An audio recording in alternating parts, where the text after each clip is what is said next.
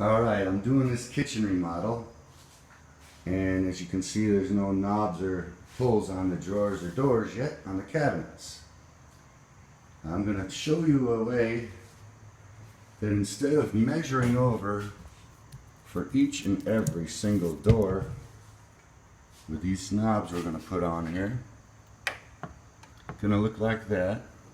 So we got to measure to put the hole in there.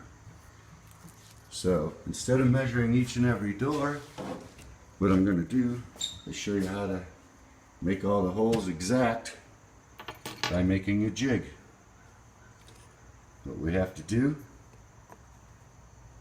is put something together like this, and that gives us an inside corner where we'll hook it to the door. I'll make a pre-measured hole 1 1/8 inch from each top and bottom side, 1 1/8 up, 1 1/8 across. That's exact center here and exact center here.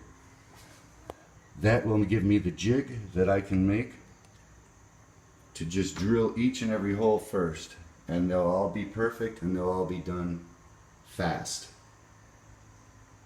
I'll show you the finished product.